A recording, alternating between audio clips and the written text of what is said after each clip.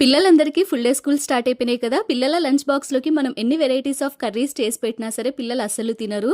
కాకరకాయ కర్రీ అంటే మాత్రం వ్యాక్ చెయ్యి అని చెప్తుంటారు కదా. అలాంటి పిల్లల కోసం కర్రీని ఇలా ఒకసారి ట్రై చేయండి. ఇది కాకరకాయ కర్రీ అని చెప్తే కూడా వాళ్ళు అస్సలు నమ్మరు.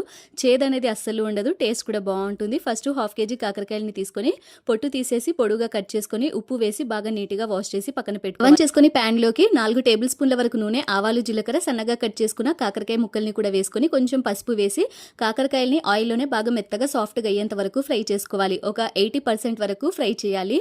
ఇందులోనే కొంచెం కరివేపాకు, కట్ చేసుకున్న పచ్చిమిర్చిని కూడా వేసి ఒకసారి బాగా మిక్స్ చేయండి.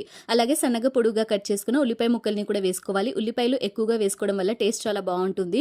1 టీ స్పూన్ వరకు ఫ్రెష్గా దంచిపెట్టిన వెల్లుల్లి పేస్ట్ని కూడా వేసి ఒకసారి అంతా బాగా మిక్స్ చేసుకొని టేస్ట్కి సరిపడినంత ఉప్పు, 2 టీ స్పూన్ల వరకు కారం పొడి, 1 టీ స్పూన్ ధనియాల పొడిని వేసి ఒకసారి అంతా బాగా మిక్స్ చేసుకొని పెద్దగా కట్ చేసి పెట్టుకున్న టమాటా ముక్కల్ని కూడా వేసుకోవాలి. టమాటాలు కూడా ఎక్కువగా వేయడం వల్ల టేస్ట్ సూపర్గా ఉంటుంది. ఒకసారి ట్రై చేయండి.